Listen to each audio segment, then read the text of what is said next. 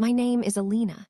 I am 34 years old, and I am standing paralyzed in the center of the ballroom at my stepmother Victoria's charity gala, while two security guards head straight toward me to escort me out. You don't belong in this place. You're nothing but a simple waitress, she screams loud enough for everyone in the hall to hear. A mocking laugh follows her words. Her cruelty hit me deeply, but she had no idea that my husband, a billionaire entrepreneur who had secretly funded the entire event, was about to walk through the door at any moment. After years of humiliation, the game was finally about to change. If you want to know how things unfolded in this ballroom full of the London elite, stay with me. Write in the comments which city you are watching from. Click like, and subscribe to the channel if you want to hear more stories of family intrigue and sweet revenge. But to understand why my stepmother publicly exposed me that night, we have to go back to the very beginning. I was born the daughter of Thomas and Rachel Miller. In the early years, we seemed to be a perfect family. My father had built a successful investment firm that worked exclusively with high society, while my mother cared for me with all her love, planned social events, and organized charity projects. She was the heart of our home, strong, warm, and grounded, even though surrounded by great wealth. But when I was 6 years old, everything collapsed. My mother was diagnosed with aggressive breast cancer and passed away after only 6 months. My father was devastated. He buried himself in work and left me in the care of a succession of nannies who, although they looked after me, could never fill the void my mother left. For 4 years, it was just my father and me, two lost souls trying to face daily life, until one day Victoria Vance appeared at a charity event. She was charming, elegant, and seemed to show a genuine interest in my father and me. At least, that was what my 10-year-old self, desperate for maternal attention, believed. A year later they married, and Victoria moved into our house with her daughter Chloe, a girl my age. At first, I was excited to finally have a sister, but the joy faded quickly. It started with small things. Chloe took the larger bedroom, received more gifts at Christmas, and every achievement of hers was celebrated, while mine barely received any attention. Over time, the injustice became more obvious. "Elena, please use the other bathroom. Chloe needs her privacy," Victoria would say while pushing me out. "Oh, look, Chloe needs new riding boots. Unfortunately, we will have to postpone buying your art supplies." My needs were always secondary, but the worst thing was seeing my father drift further and away from me. He worked late, traveled frequently, and when he was home, Victoria knew exactly how to monopolize his attention. She planned family trips knowing I couldn't go, and then painted me as stubborn and ungrateful. "Thomas, I try so hard, but she simply won't let me get close," I heard her say one night with a voice broken by fake tears. My father, tired and emotionally exhausted, simply nodded and stroked her hand. I withdrew into myself, focused on school, and worked at the local library in my free time, while Chloe frequented luxury boutiques and went on expensive trips. I never wanted to ask for money. Any request had to go through Victoria, and she made me feel like a burden every time, even though my father had been a millionaire for a long time. Sometimes, however, he seemed to wake up briefly, like at my school art show, where he showed up alone since Victoria and Chloe were supposedly unable to go. He looked at my paintings with misty eyes. "You have your mother's talent," he whispered. For that single moment, he was my father again. But in the summer after my first year of university, he suffered a heart attack and died before I could reach the hospital. I didn't even get to say goodbye. The funeral was a whirlwind of strange faces and empty words. Victoria played the perfect widow while I sat there, numb. During the reading of the will, I understood the full scale of her control. The majority of the fortune went to Victoria. Chloe received a trust fund, and I received only what was necessary to pay my university fees. "Your father wanted you to learn the value of hard work," Victoria said with a fake smile. "Chloe simply has other needs." The truth hit me like a punch. My father had either forgotten me, or she had convinced him that I didn't need his support. Both options were unbearable. Shortly after, she made it very clear I was no longer welcome. "You're an adult now, Elena. It's time to stand on your own 2 feet," she said coldly as I packed my last things from my childhood room into a suitcase. Chloe was leaning against the door with her arms crossed, smirking. "Don't worry about Christmas," she added with venom. "Our traditions are going to change." Thus, I was definitively excluded from the Miller family. Only my last name remained as silent proof that I had once belonged to that world. In the following years, I barely heard from Victoria or Chloe. Occasionally, a birthday or Christmas card would arrive without affection, purely out of social obligation. No calls, no invitations, no interest. I finished university with top grades. I got a job in a small but respected art gallery in London and built my life step by step.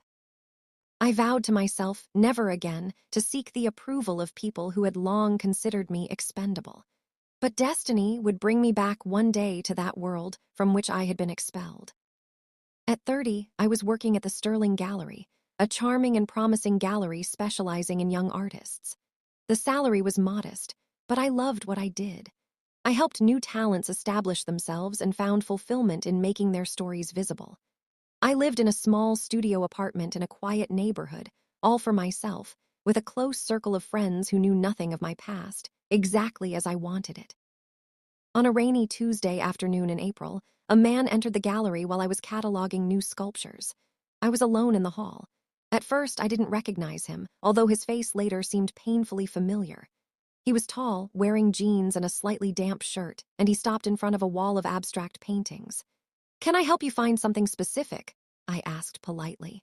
He turned, and his smile reached his warm, honey-colored eyes. "I'm just looking, but this artist interests me," he said, pointing to a piece. "That's by Sarah Jenkins," I explained. "She works with the theme of urban solitude." He listened intently, asking questions that showed he really wanted to understand. We talked for nearly an hour about art, perspectives, and social issues. I noticed how pleasant it was to converse with someone who showed genuine interest, not just superficial admiration like many wealthy collectors. "You know your artists very well," he said finally. "I believe in what they do," I replied. "It's easy to get excited about something that has meaning." He nodded thoughtfully. "It's like that for me in technology. When it brings a real benefit and not just profit, then the work is worth it." On his way out, he handed me a business card. "I'm thinking of sponsoring some of these artists. Perhaps we could continue the conversation over coffee." Only when I looked at the card did I realize who he was. Nicholas Sterling, founder and CEO of Sterling Innovations. I struggled to hide my amazement and accepted a meeting for the end of the week. Coffee turned into dinner. We talked for hours. Nicholas was surprisingly down-to-earth for someone with his influence. He told me about his childhood, his parents who were both teachers and taught him the value of education and creativity. "They thought I was crazy when I dropped my master's to start my company," he said, laughing. "But they supported me even when I spent months living on cheap noodles." I found it so easy to talk to him. I told him about my work, my small apartment, and my dream of one day opening a gallery that offered art therapy for children. Regarding my family, however, I remained silent. I didn't want to let that part of my past enter this new, peaceful world. After that first dinner, we met regularly. Nicholas often came to the gallery with lunch or suggested spontaneous walks in the park. He never flaunted his wealth and preferred simple things. "Money complicates many things," he said once when I asked why he didn't live in a giant mansion. "I've seen how people change when they believe their bank balance defines their value. I never want to be someone like that." 3 months later, on a warm summer evening on his terrace, he finally asked me the question I had long feared. "You never talk about your family," he said softly. "I've told you everything about my parents and my sister's sustainable life, but I know almost nothing about yours." I swirled the wine in my glass and remained silent for a moment. "There's not much to tell," I began finally, trying to sound casual although my voice trembled. "My mother died when I was 6. My father remarried, then he died too. I don't get along with my stepmother." Nicholas didn't ask more questions, but his silence wasn't distance. It was space. Space that I, for the first time, was ready to fill with the truth. That night I told him everything about Victoria's calculation, Chloe's cruelty, my father's coldness, and the day they finally kicked me out of the family. "It wasn't the money that hurt," I confessed softly as tears broke my facade. "It was the idea that my father died believing I didn't need him, that I wasn't important enough for him to fight for me." Nicholas remained silent, simply holding my hand. No pity, no clichés, just this one sentence. "They failed you, Elena, not the other way around." Those words hit me like a warm, honest blow to the heart. For the first time in years, I felt something melt inside me. That was the beginning of my healing. Nicholas never pressured me to reconnect with Victoria or Chloe. He understood that my peace meant distance. Instead, he opened his own world to me, his warm parents who treated me like a daughter from the first moment, and his sister Lydia who quickly became the sister I had always wanted. A year after we met, he asked me to marry him without a grand spectacle, just the two of us on a beach at sunset. He took my hands, looked at me calmly, and said, "I want to share my life with you. I love your compassion, your strength, and the fact that you find beauty where others see only emptiness. You've changed my view of the world, Elena. I want to face everything that comes with you." 4 months later, we married in a small ceremony at his parents' house with 30 guests, close friends and his family. On my side, there was no one. There simply wasn't anyone I could invite. Victoria and Chloe didn't even know I had someone by my side, let alone that I was married to one of the most sought-after entrepreneurs in the country. It wasn't a secret out of shame, but for self-protection. My new life with Nicholas was my refuge, free from venom and manipulation. I owed no explanations to anyone. After our honeymoon, we moved into a bright house in a noble but discreet neighborhood. I continued at the art gallery, insisting on shaping my own career. Nicholas supported this unconditionally. For 5 years, we lived happily, beyond wealth and status, sustained by calm and mutual respect. We traveled, laughed a lot, and for the first time, I seriously thought about having my own family. Victoria and Chloe remained in the past, exactly where I wanted to leave them, until the day the invitation arrived. An ivory-colored envelope with gold embossing was in our mailbox. I almost threw it away, like many formal invitations Nicholas received, but the sender made me freeze. The Miller Family Foundation. My hands shook as I opened it. Inside was an invitation to the annual Children's Hospital Charity Gala organized by Victoria Miller. A handwritten note was attached. "Elena, it's been too long, we need to get back in touch. The family misses you. Victoria." I stared at the elegant handwriting and looked for a spark of sincerity. There was none. In all these years, she never wrote a word. Not when I struggled alone through university, not when I could barely pay my rent, not when I graduated, and there was no one in the audience to applaud me. When Nicholas came home that night, I was still sitting at the kitchen island with the invitation in front of me. "What's that?" he asked, smiling before noticing my serious look. "My stepmother suddenly remembered I exist," I said bitterly and handed him the note. Nicholas scanned it, frowned, and stopped. "The Children's Hospital Gala." He paused as if he had just remembered something. "What is it?" I asked. He sighed and sat beside me. "Elena, this is one of the events supported by the Sterling Foundation this year. We are the main sponsor." I blinked in astonishment. "Your foundation is funding Victoria's gala?" He ran a hand through his hair, visibly embarrassed.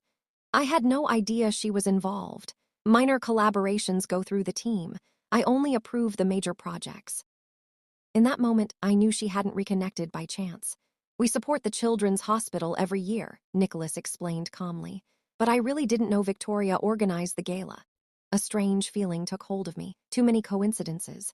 "She must have found out about us somehow," I murmured. "Possible," Nicholas agreed. "Your name is now Elena Sterling. We are mentioned from time to time in the social columns. Maybe someone made the connection." I put the invitation aside. "It doesn't matter, I'm not going." Nicholas remained silent, then said softly, "What if we did go?" I looked at him incredulously. "Why would I voluntarily go into a room full of people who clearly showed me I was never enough?" "Because you are more than enough," he replied firmly. "And perhaps therein lies your strength, facing them not on their terms, but on yours." I shook my head. "There is nothing to gain. Victoria won't suddenly become the mother I needed as a child." "It's not about her, Elena," he said calmly. "It's about your closure with the past. You've built an impressive life despite everything they did to you. Maybe this meeting will help you close this chapter permanently." I thought about his words. The idea of facing this family as a confident and successful woman had something liberating about it, no longer being the insecure child begging for love, but someone who knows her own value. "There's one more thing," Nicholas said. "The participation of the Sterling Foundation in the gala is anonymous. Victoria has no idea I am the main sponsor." I looked at him surprised. "Why anonymous?" "We do it sometimes," he explained. "Our team believes it motivates the community if the event isn't perceived only as a Sterling project." A thought began to form in my head. She had no idea that the woman she had expelled was now the wife of the man funding her event. Nicholas looked at me, and a complicit smile crossed his lips. "This could be interesting," I said softly. For the first time since I received the invitation, I felt something other than fear, curiosity. We spent the next hour discussing all the possibilities. Nicholas suggested that I go to the gala alone first. He would arrive later so that I had time to interact with Victoria and the rest of the family. The revelation of our relationship would then happen naturally before everyone's eyes. "Are you sure you really want this?" Nicholas asked as we went over the final details. "We can simply decline the invitation. Your well-being is above everything." I took a deep breath. A part of me feared the encounter, but another part, stronger and calmer, finally wanted to be free. "I want to go," I said decisively. "Not for revenge, but for closure. I have let their opinion decide who I am for too long." In the weeks before the gala, I oscillated between confidence and unease. Finally, I decided on a midnight blue dress from a young designer at our gallery. Elegant, simple, full of silent strength. The night before the ball, the doubts returned. "What if this is a mistake?" I whispered. "What if they humiliate me again?"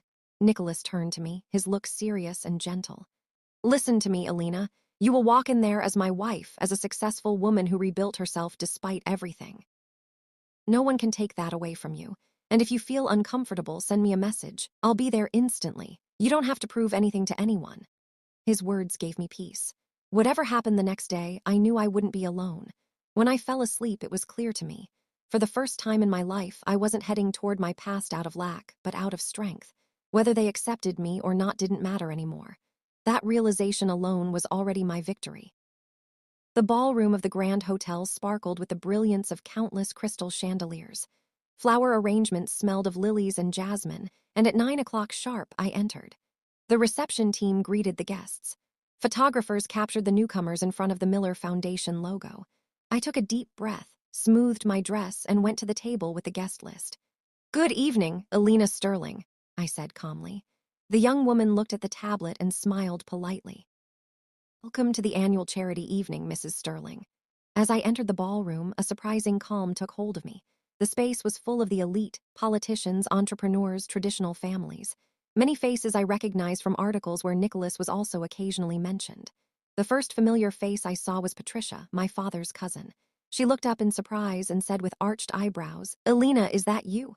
"My name is now Elena Sterling," I replied calmly. "How are you, Patricia?" Her gaze slowly traveled over my face, my dress, and my shoes, full of undisguised curiosity. "Well, you've certainly grown up," she said finally. "We haven't seen you in an eternity. My God, was the last time at Thomas's funeral."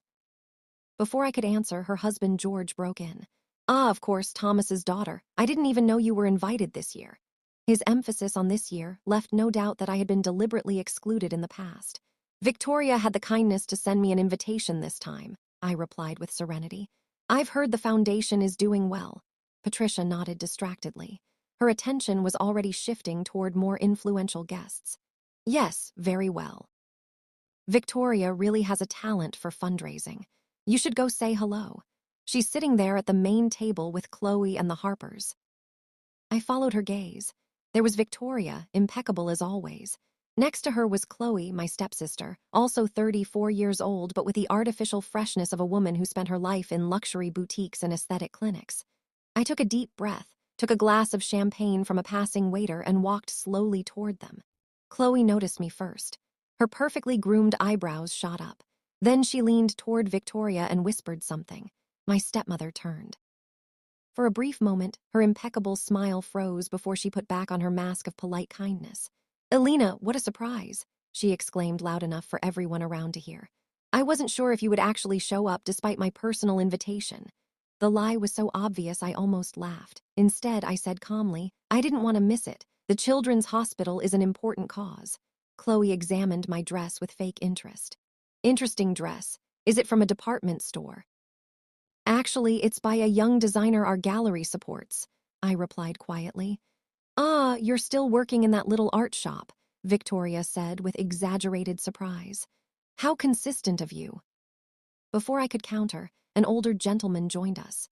"So the young lady works in the art world?" he asked friendly. "Elena always had creative ambitions," Victoria interrupted before I could answer. Nothing serious, of course. Actually, I am the associate director of the Sterling Gallery, I clarified with a firm voice. We promote new artists and offer art therapy programs. The man nodded with approval, but Victoria immediately seized the opportunity to dominate the conversation. I was effectively excluded, and without another word, I retreated politely. But Chloe followed me. Seriously, Elena, why are you here? She asked bluntly. No one actually expected you to show up. Why did you invite me then? I countered. Her smile was thin and cold. Mom thought it was appropriate because of the anniversary of your father's death. She just didn't expect you to come alone. The casual jab in her voice hit me. I'm not alone, I replied calmly. My husband is coming later. She blinked in surprise. You're married to whom? You'll meet him soon, I said without revealing more. As we spoke, I noticed how various guests were glancing at us. At the main table, Victoria was discussing something animatedly with Chloe. Then, to my amazement, she suddenly went up onto the stage where the band was playing and whispered something to the musician. The music stopped. Ladies and gentlemen, she began into the microphone, I want to thank you for your presence tonight to support the Children's Hospital. Before dinner is served, a big thank you to all our dedicated planners and the service team. Polite applause rang out, then Victoria directed her gaze directly at me. I believe there has been a small misunderstanding, she said with fake cheerfulness. One of our waitresses seems to have forgotten her uniform tonight. A low murmur ran through the room, heads turned in my direction. Elena, my dear, Victoria began with a honeyed voice dripping with false concern. Perhaps you've gotten confused in your role. I know you showed interest in helping, but the service team must use the side entrance, please. I felt my face burn. In that moment, I understood why she had really invited me, not to make peace, but to humiliate me publicly. Chloe stood next to her with her phone already out, ready for photos. Maybe Elena just wanted to see how the other half lives, she said with a mocking smile. Just for one night, we should feel flattered. The muffled giggles in the hall turned into open laughter. I stood still, frozen, gripping my champagne glass tightly while Victoria continued her theater. Security, she finally called, pointing to the man in the dark suit near the entrance. I believe we have someone here who has the wrong room. Perhaps you could help her find the correct area, or accompany her to the exit in case she doesn't actually belong to the staff. The security guard hesitated, his expression uncertain, but he followed instructions. From one of the tables, my cousin Brian, who always took pleasure in exposing others, shouted, Always trying to be someone you're not, Elena. Some things never change, eh? Other voices joined in. Did she really think she belonged here? Probably just came to make contacts. The security guard was now in front of me. Madam, I must ask you to accompany me. This is a misunderstanding, I said quieter than I wanted. I was invited. I have the invitation in my bag. Victoria approached, Chloe in tow. The mistake is mine, Elena, she said with hypocritical kindness. I should have communicated more clearly where the limit is. This event is for donors and sponsors, not for, well, whatever it is you do now. Then she turned to security. Please show her out carefully. She is family, after all, technically. Chloe was filming the scene shamelessly. This will be a great story for our family newsletter. Elena, Thomas Miller's daughter, kicked out of a charity gala. Dad would surely be proud. The mention of my father hit me like a punch. Tears welled up, but I forced myself to stay firm. I wouldn't give them the satisfaction of seeing me cry. The security guard put his hand gently on my arm. Please, madam, let's not make a scene. I looked around. Dozens of eyes were fixed on me, some full of pity, most full of hidden satisfaction. My family, cousins, uncles, and aunts, people who had known me since childhood, watched without saying a word. No one intervened. As security led me toward the exit, I heard Victoria's voice behind me, high and clear. A real family tragedy. She never found her place since her father died. We tried to help her, but some people simply don't fit in certain circles, no matter how hard they try. I took a step forward with my dignity shredded but determined not to crumble. There is a misunderstanding, I said to the guard, trying to sound calm. I have an official invitation. It's in my bag. His badge showed his name was Michael. His look was one of embarrassment. I'm sorry, madam. I'm just following the hostess's instructions. Behind me, Victoria's voice echoed again. Elena has always been like this. She lives by putting herself where she isn't called. Chloe laughed shrilly. Remember when she wanted so badly to appear in the family photo for the foundation website, as if a part-time gallery assistant belongs on the board. With trembling fingers, I opened my small evening bag and pulled out the invitation card. Here, I was invited. Michael glanced at the invitation, then at Victoria, who approached with a cold expression. That was just a symbolic copy, she explained calmly. We send them to distant relatives purely for information, not as a real invitation. Elena must have misunderstood. Brian, now in his 30s but still as malicious as ever, stepped closer. Typical Elena. Remember when she showed up at Grandma's 80th even though it was clear only the immediate family was invited? I was the only biological grandchild, I fired back firmly. Were you the one who convinced her to exclude me? He shrugged. You never fit in with us, Elena. Not then and not today. Some people just don't understand when they're unwanted. More and more guests gathered around us. Some were already holding their phones up. Please, I said to Michael, my voice trembling slightly. Let me stay until my husband arrives. He's on his way. A mocking laugh rang out behind me. This so-called husband? Victoria arched an eyebrow. Oh, Elena, now you have to invent a man to save appearances. I'm not inventing anything, I replied calmly but firmly. His name is Nicholas. Victoria laughed with scorn. This is truly below you. Crashing a gala is shameful enough, but an invented marriage is pathetic. Chloe was scrolling through her phone screen and then held it up triumphantly. I took a look at your Instagram, Elena. No photos with a man, not even a boyfriend, just boring photos of art galleries and a tiny apartment. I felt nauseous. Chloe had dug through my private profiles. I had kept my life with Nicholas deliberately offline for our privacy. Not everything that is important to me ends up on the internet, I hissed. How convenient, Chloe mocked. So, where is your mystery husband? I took a quick look at the clock. A few more minutes and Nicholas would be here if I could somehow gain time, but Victoria had had enough. Michael, please, escort Miss Miller out. Our real guests are already waiting for dinner. Sterling, I corrected automatically. My name is Sterling. Sure, Chloe muttered, irritated. And next you'll tell us you married a celebrity. My Uncle Robert, visibly amused by the open bar, chimed in. Thomas would be deeply disappointed in you, Elena. He raised you better than to crash charity galas and tell lies. The mention of his name wounded my heart. You have no right to speak of my father, none of you. You closed your eyes when Victoria turned him against me. A moment of silence spread, then the facade dropped from Victoria's face. Enough, she snarled. You've always been an ungrateful and difficult child. Thomas did everything for you and it was never enough. Everything, I laughed bitterly. He left me barely enough to finish university while Chloe got a trust fund. Because she knew the meaning of gratitude, Victoria shot back venomously. You always wanted to be independent. Fine, that's what you got without our help. Your help. Took a step forward. You kicked me out of my own home. You're making yourself ridiculous, Elena, Chloe interrupted. No one wants to hear your eternal victimhood. This isn't victimhood, I shot back loudly. You isolated me from my father and after his death you excluded me completely. He knew exactly what he was doing, Victoria said coldly. He was convinced you would waste the money. He was proud of me, I cried. Of my art, of my courage before you entered his life. And where did this independence get you? Chloe mocked. In a little gallery in a tiny apartment, and now you crash parties to feel important. Michael, please. The security guard seemed increasingly uncomfortable as our argument played out before the eyes of the gathered high society.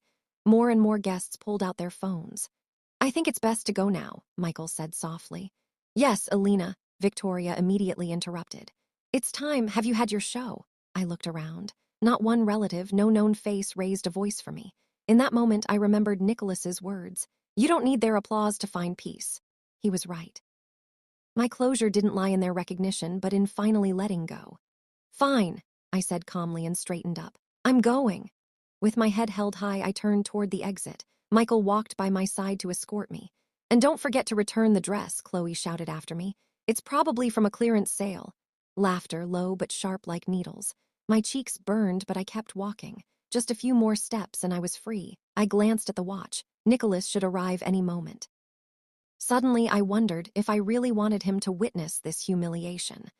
I took out my phone to text him to wait outside, but then the ballroom doors opened, and he was there.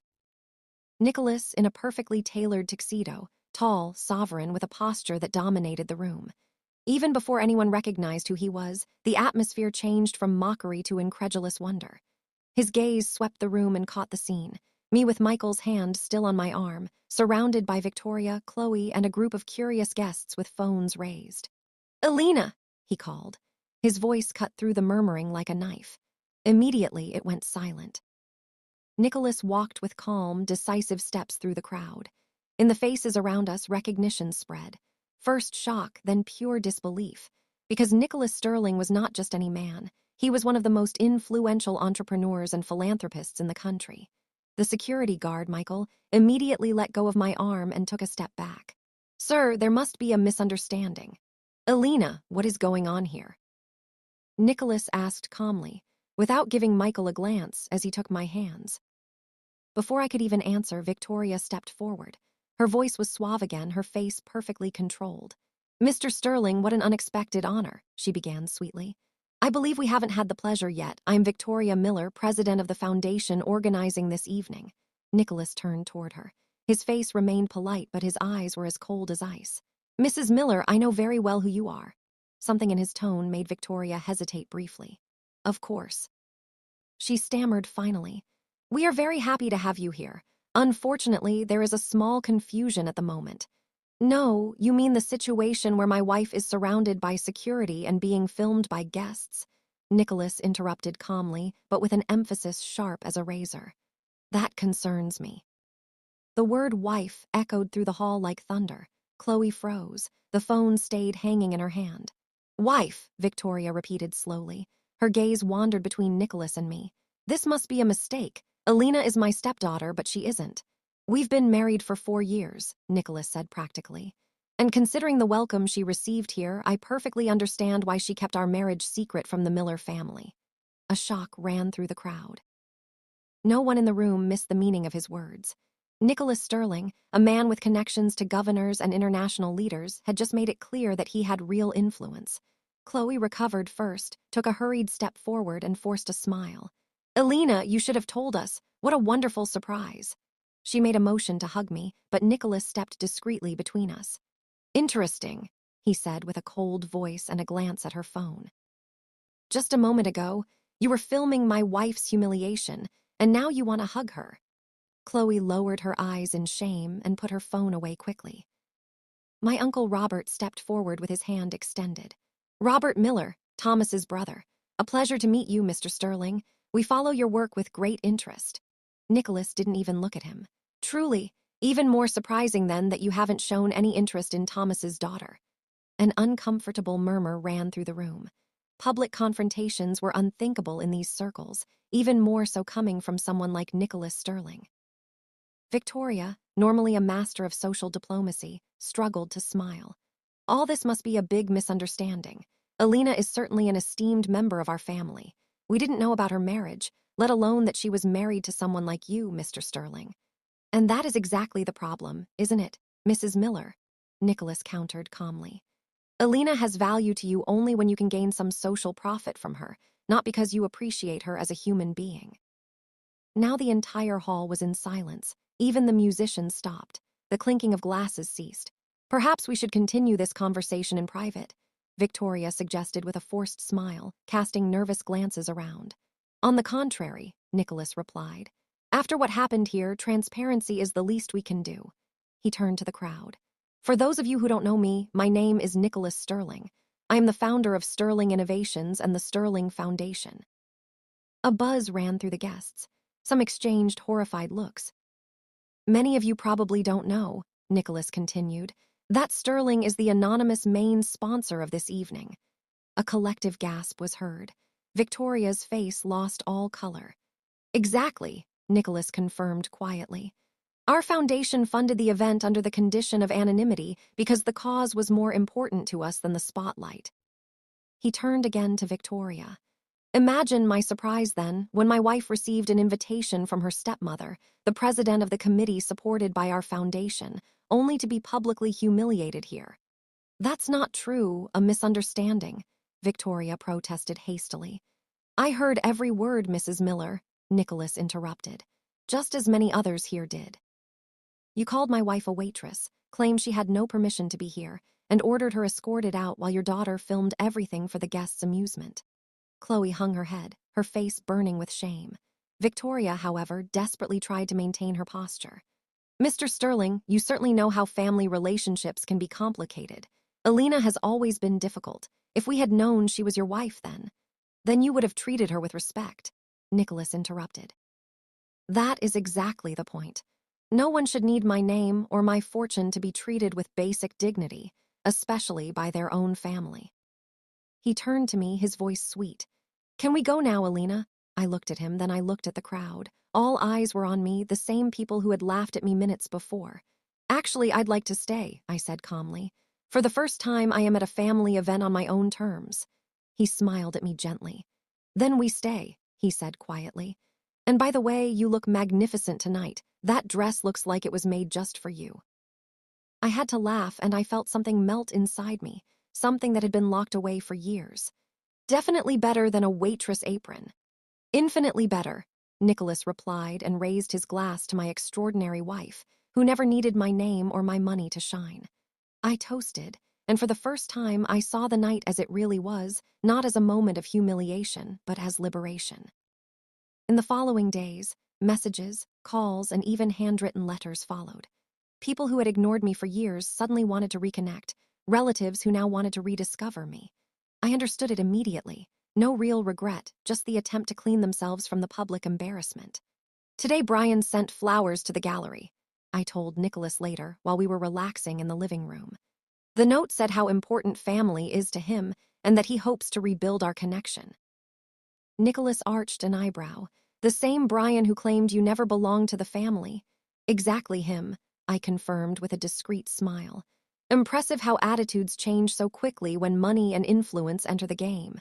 And what did you do with the flowers? Nicholas asked. I sent them to the children's wing of the hospital, I replied. They can actually bring joy there. 3 days after the gala, however, an unexpected message arrived. Jane, my father's sister, wanted to meet me.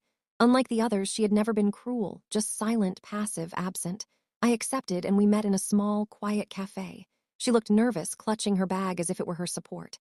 Thank you for coming, Elena, she began after a while. I owe you an apology, and one that has nothing to do with your husband or his influence. I nodded, said nothing, and let her speak. I knew what Victoria did to you after your father's death, she admitted softly. I saw how she isolated you, how she painted you as difficult and ungrateful, and I stayed silent. Her honesty hit me unexpectedly. Why? I asked simply. Out of fear, she replied. Fear of arguing, fear of being excluded myself, and because I convinced myself it wasn't my business. She looked up, and her eyes were serious and clear. I was wrong. When we see an injustice in a family, and we stay silent, we become complicit. I swallowed hard. Her words weighed more than any superficial apology I had ever heard. Thank you, I said softly. I don't expect forgiveness, Jane continued. But I want you to know not everyone believed Victoria's version. Some of us were just too cowardly to say anything. We talked for nearly 4 hours. Jane told me things about my father I had never known, that he sank into deep grief after my mother's death, that Victoria manipulated him and pulled him away from me, but that he always kept photos of me in his private office hidden from her gaze. He loved you, Elena, she said seriously. His biggest failure was not protecting you from her. I believe it was exactly this pain that paralyzed him and pulled you apart. It wasn't a complete cure, but it was a new start. A piece of my father came back to me through this conversation. In the following weeks, Nicholas and I decided which family ties were worth maintaining. Jane became one of them, calm, sincere, and finally ready not to stay silent anymore. 2 of my cousins reached out later, not out of interest, but with honest regret. Victoria and Chloe, on the other hand, remained silent after their mediocre attempts at damage control went unanswered. According to Jane, they soon felt the consequences of their actions. Various board members asked for Victoria's resignation from the foundation, and Chloe's online influence dropped drastically after videos of the attempted humiliation at the gala circulated in social circles. I didn't feel satisfaction, but I also felt no need to help them. Certain bridges, once burned, shouldn't be rebuilt. 6 months after the gala, Nicholas and I took the most significant step. We founded the Thomas Miller Foundation for Art Therapy, a project to help children deal with grief, loss, and family trauma. With this, we aren't just giving your father back his name, Nicholas said when we signed the founding documents. We are creating something he would be proud of. The inauguration was a small and warm celebration, without the superficiality and pomp of Victoria's events. Around me gathered people who valued passion and sincerity over status and power. Jane, Nicholas's parents, his sister, and friends who accompanied me through the years of exclusion. In my speech, I didn't talk about the past to elicit pity, but to explain why this work was so important. Art saved me when I had no voice, I said in the silence of the room. It gave me a language when words were missing. Every child deserves this safe place where they can express their feelings. I didn't mention Victoria or the night of the gala, but I talked about what I learned from it. Family doesn't mean blood or shared inheritance. Family is who stays in difficult times, not just in moments of success. Who sees you even when you yourself no longer recognize who you are. On the way home. As we walked hand in hand and the moonlight reflected in the water, I felt a true peace for the first time in years. You know what the most incredible thing is? I said softly. For so many years, I believed I needed to earn their approval to be complete, that if they finally saw me then. And now, Nicholas asked cautiously. I smiled. Now I know I was already complete for a long time. Their opinion never defined me. I just needed to understand it for myself. Nicholas stopped and put his hand on my face. I saw it from the beginning, he said gently. Even back then in the gallery when you told me with that passion about young artists without knowing who I was or what I possessed. You mean when I was just doing my job? No, he replied calmly. You did more. You saw people no one believed in. That was exactly what made me fall in love with you. We continued walking, accompanied by the sparkling water and the distant city lights. I thought of the long road I had traveled, from the insecure and rejected girl to the woman I was today, strong, loved, and free from the obligation of seeking approval from people who were never capable of truly loving me. The confrontation at the gala hadn't given me back the family I once wanted, but it had given me something more precious, the freedom to define my own family, a family founded on respect, understanding, and choice, not on obligation. If you are reading this and you also struggle with family rejection, know that your value is not determined by those who fail to see it. Sometimes the family we choose ourselves heals the deepest wounds that others have left. Don't give up on finding your people, the ones who see you as you are. I would love to hear from you. Have you ever stood up against relatives who belittled you, or have you already experienced your chosen family supporting you more than your own? Share your story if mine touched you. Leave a heart and don't forget. Sometimes the bravest act of self-love is walking away from those who cannot love us, even if they carry our last name. Thank you for listening to my story. I wish you the courage to recognize your own value independently of others' opinions, because the freedom that awaits you is worth every difficult step of the way.